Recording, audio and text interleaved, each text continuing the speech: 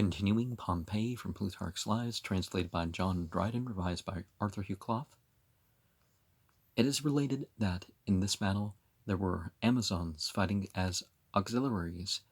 with the barbarians, and that they came down from the mountains by the river Thermodon, for that after the battle, when the Romans were taking the spoils and plunder of the field, they met with several targets and buskins of the Amazons, but no woman's body was found among the dead. They inhabit the parts of the Mount Caucasus that reach down to the Hyrcanian Sea, not immediately bordering upon the Albanians, for the Gala and the Lagus lie betwixt, and they keep company with these people yearly, for 2 months only, near the river Thermodon, after which they retire to their own habitations and live alone all the rest of the year. After this engagement, Pompey was eager to advance with his forces upon Hyrcanian and the Caspian Sea. Hyrcanian, which sea is the Hyrcanian Sea? Because I think it has a different name now. But was forced to retreat at a distance of 3 days' march from it by the number of venomous serpents, and so he retreated into Armenia. The less, whilst he was there, the kings of the Elamaans and Medes sent ambassadors to him, to whom he gave friendly answer by letter, and sent against the king of Parthia, who had made incursions upon Gordian, and disposed the subjects of Tigranes, an army under the command of Afranius, who put him to the rout, and followed him in chase as far as the district of Arbela. If the concubines of King Mithridates that were brought before Pompey, he took none to himself, but sent them all away to their parents and relations, most of them being either daughters or wives of princes and great commanders. Stratonique, however, who had the greatest power and influence with him, and to whom he had committed the custody of his best and richest fortress, had been, it seems, the daughter of a musician, an old man and of no great fortune, and happening to sing one night before Mithridates at a banquet, she struck his fancy, so that immediately he took her with him, and sent away the old man much dissatisfied, the king having not so much as said one kind word to himself. But when he rose in the morning, and saw tables in his house richly covered with gold and silver plate, a great retinue of servants, eunuchs, and pages bringing him rich garments, and a horse standing before the door, richly caparisoned in all respects, as was usual with the king's favorites, he looked upon it all as a piece of mockery, and thinking himself trifled with, attempted to make off and run away. But the servants, laying hold upon him, and informing him really that the king had bestowed on him the house and furniture of a rich man lately deceased, and that these were but the first fruits, or earnests of greater riches and possession that were to come, he was persuaded at last with much difficulty to believe them, and so putting on his purple robes and mounting his horse, he rode through the city, crying out, "All this is mine." And to those that laughed at him, he said that there was no such wonder in this, but it was a wonder rather he did not throw stones at all he met. He was so transported with joy, such was the parentage and blood of Stratonique. She now delivered up this castle into the hands of Pompey, and offered him the presents of a great value, of which he accepted only such as he thought might serve to adorn the temples of the entities and add to the splendor of his triumph. The rest he left to Stratonique's disposal, bidding her please herself in the enjoyment of them, and in the same manner he dealt with the presents offered him by the king of Iberia, who sent him a bedstead, table, and a chair of state, all of gold, desiring him to accept of them, but he delivered them into all the custody of the public treasurers for the use of the commonwealth. In another castle called Canum, Pompey found and read with pleasure several secret writings with Mithridates, containing much that threw light on his character, for there were memoirs by which it appeared that, besides others, he had made away with his son Ariaathes by poison, as also with Alcaeus the Sardian, for having robbed him of the first honors in a horse race. There were several judgments upon the interpretation of dreams, which either he himself or some of his mistresses had had, and besides these, there was there was a series of wanton letters to and from his concubine Monim. Theophanes tells us that there was found also an address by Rutilius, in which he attempted to exasperate him to the slaughter of all the Romans in Asia, though most men justly conjectured this to be a malicious invention of Theophanes, who probably hated Rutilius because he was a man and nothing like himself, or perhaps it might be to gratify Pompey, whose father is described by Rutilius in his history as the vilest man alive. From thence Pompey came to the city of Amisus, where his passion for glory put him into a position which might be called a punishment on himself, for whereas he had often sharply reproached Lucullus in that while the enemy was still living, he had taken upon him to issue decrees and distribute rewards and honors, as conquerors usually do, only when the war is brought to an end, yet now was he himself, while Mithridates was paramount in the kingdom of Bosphorus and at the head of a powerful army, as if all were ended, just doing the same thing, regulating the provinces and distributing rewards, many great commanders and princes having flocked to him, together with no less than 12 barbarian kings, insomuch that to gratify these other kings, when he wrote to the king of Parthia, he would not condescend, as others used to do in the superscription of his letter, to give him the title of King of Kings. Now, as a side note, in the Islamic tradition, people are not to give themselves titles like King of Kings and Shah of Shahs and, that sort of stuff. They're supposed to reserve titles like that for God. Moreover, he had a great desire and emulation to occupy Syria and to march through Arabia to the Red Sea, that he might thus extend his conquest every way, the great ocean that encompasses the habitable earth, as in Africa he was the first Roman that advanced his victories to the ocean, and again in Spain he made the Atlantic Sea the limits of the empire. And then thirdly, in his late pursuit of the Albanians, he had wanted but little of reaching the Hyrcanian Sea. Accordingly, he raised his camp, designing to bring the Red Sea within the circuit of his expedition, especially as he saw how difficult it was to hunt after Mithridates with an army, and that he would prove a worse enemy, flying than fighting. But yet he declared that he would leave a sharper enemy behind him than himself, namely famine, and therefore he appointed a guard of ships to lie in wait for the merchants that sailed to Bosphorus, death being the penalty for any who should attempt to carry provisions thither. Then he set forward with the greatest part of his army, and in his march casually fell in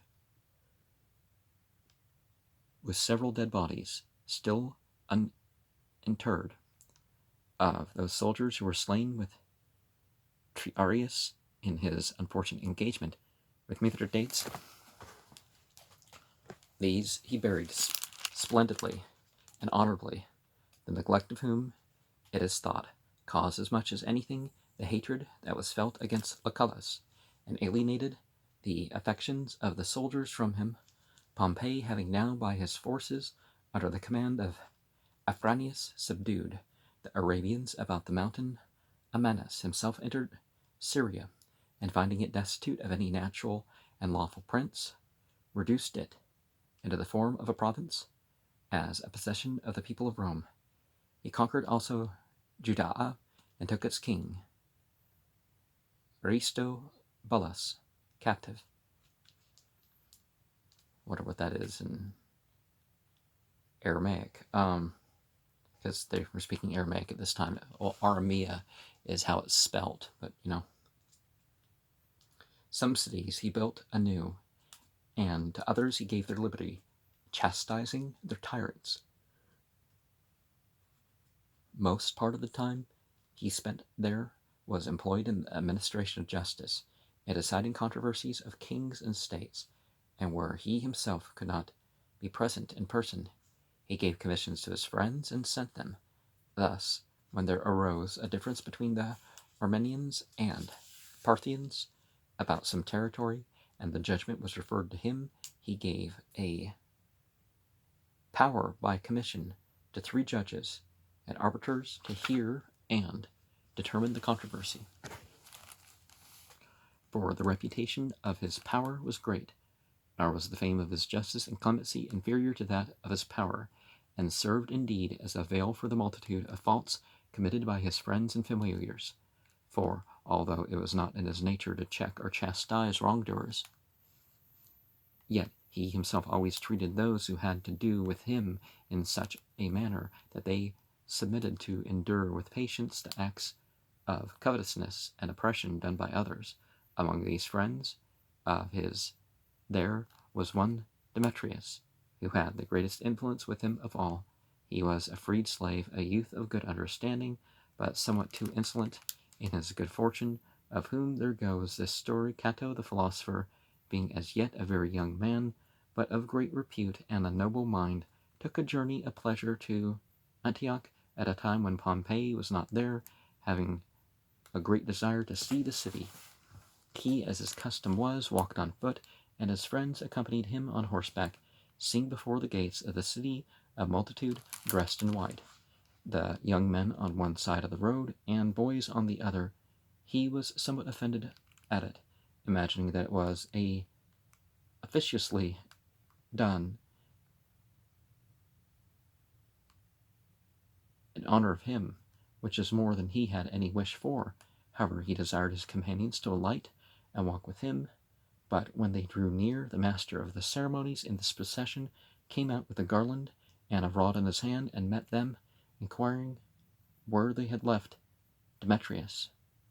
and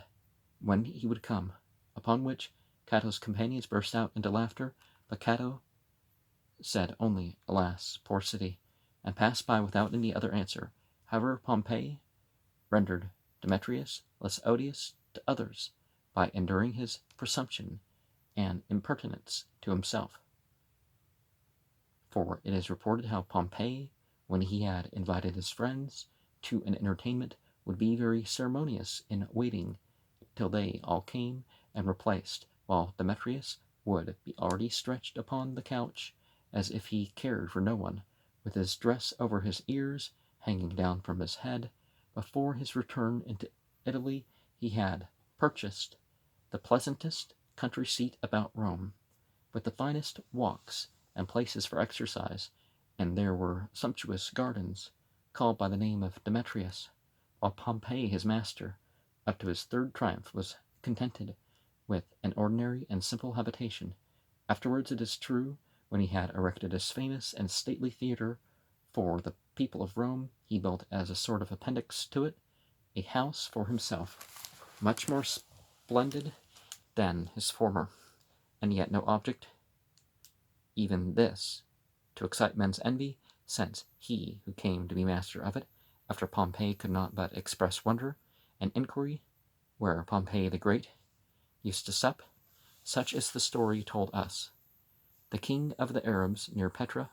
who had hitherto despised the power of the Romans, now began to be in great alarm at it, and sent letters to him promising to be at his commands, and to do whatever he should see fit to order. However, Pompey, having a desire to confirm and keep him in the same mind, marched forwards for Petra, an expedition not altogether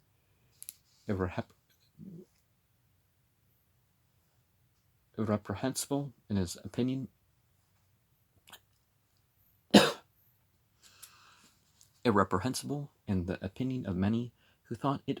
a mere running away from their proper duty, the pursuit of Mithridates, Rome's ancient and inveterate enemy, who was now rekindling the war once more and taking preparations, it was reported, to lead his army through Scythia and Paania into Italy. Pompey, on the other side, judging it easier to destroy his forces in battle than to seize his person in flight, resolved not to tire himself out in a vain pursuit, but rather to spend his leisure upon another enemy as a sort of digression in the meanwhile. But fortune resolved the doubt, for when he was now not far from Petra, he had pitched his tents and encamped for that day. As he was taking exercise with his horse outside the camp, couriers came riding up from Pontus, bringing good news, as was known at once by the heads of their javelins, which it is the custom to carry crowned with branches of laurel. The soldiers, as soon as they saw them, flocked immediately to Pompey, who, notwithstanding, was minded to finish his exercise, but when they began to be clamorous and importunate, he alighted from his horse, and taking the letters, went before them into the camp. Now, there being no tribunal erected there, not even that military substitute for one which they make by cutting up thick turfs of earth and piling them one upon another, they, through eagerness and impatience, heaped up a pile of pack-saddles, and Pompey, standing upon that, told them the news of Mithridates' death, how that he had himself put an end to his life upon the revolt of his son Pharnacus, and that Pharnacus had taken all things there into his hands and possession, which he did, his letters said, in right of himself and the Romans. Upon this news, the whole army, expressing their joy, as was to be expected, fell to sacrificing to the entities and feasting as if, in the person of Mithridates alone, there had died many thousands of their enemies. Pompey, by this event, having brought this war to its completion with much more ease than was expected, departed forthwith out of Arabia, and passing rapidly through the intermediate provinces, he came at length to the city Abyssus.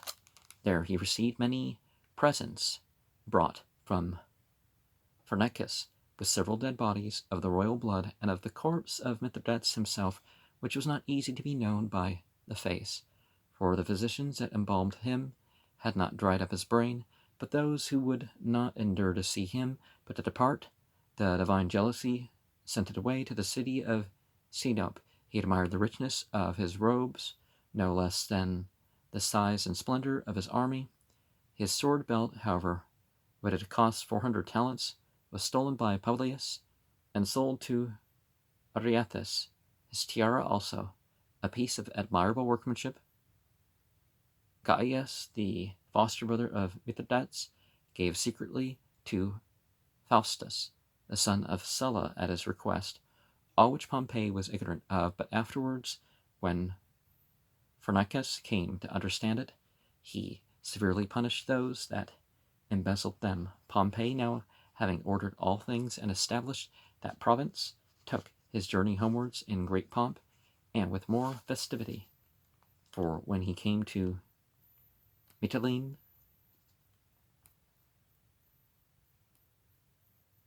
Mytilene, I don't know how it's spelled in Greek, he gave the city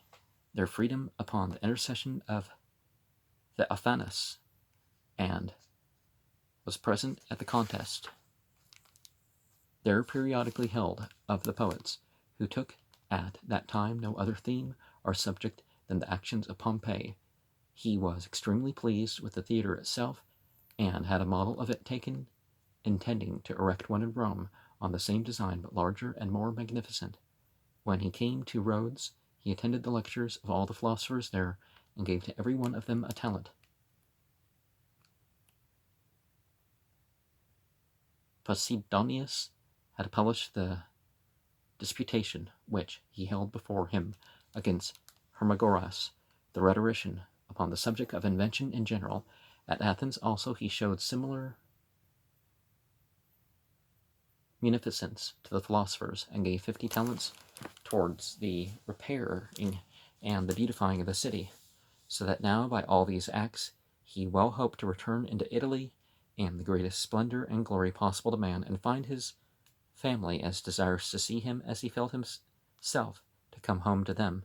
But that supernatural agency whose province and charge it is always to mix some ingredient of evil with the greatest and most glorious goods of fortune, had for some time back been busy in his household, preparing him a sad welcome, for Mucia, during his absence, had dishonored his bed.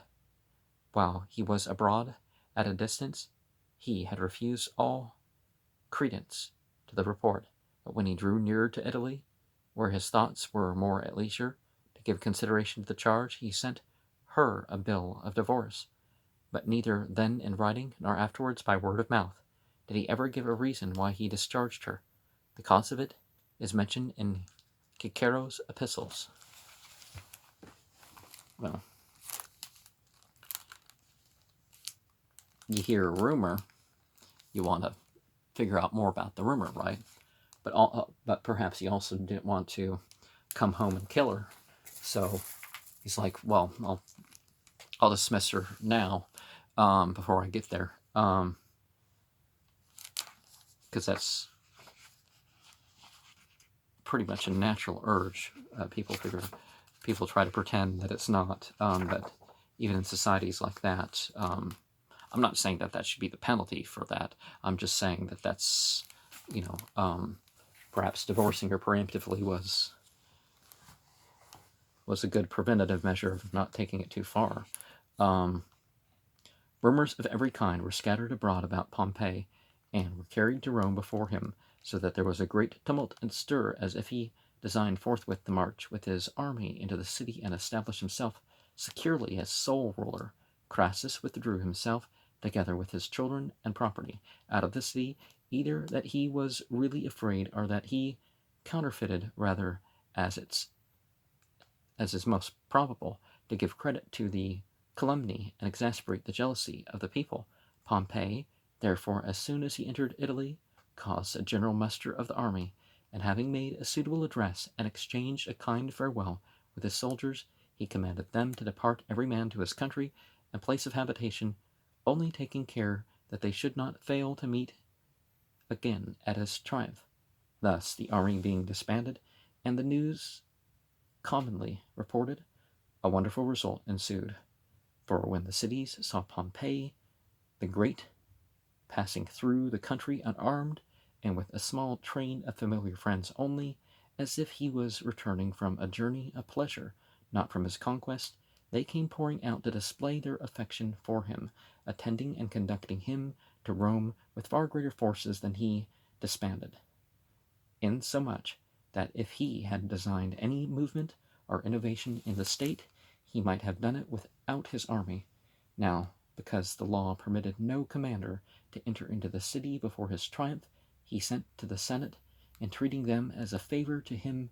to prorogue the election of consuls, that he thus might be able to attend and give countenance to Piso, one of the candidates. The request was resisted by Cato, and met with a refusal. However, Pompey could not but admire the liberty and boldness of speech which Cato alone dared to use in the maintenance of law and justice. He therefore had a great desire to win him over and purchase his friendship at any rate, and to that end Cato, having two nieces, Pompey asked for one in marriage for himself and the other for his son, but Cato looked unfavorably on the proposal, regarding it as a design for undermining his honesty, and in a manner bribing him by a family alliance,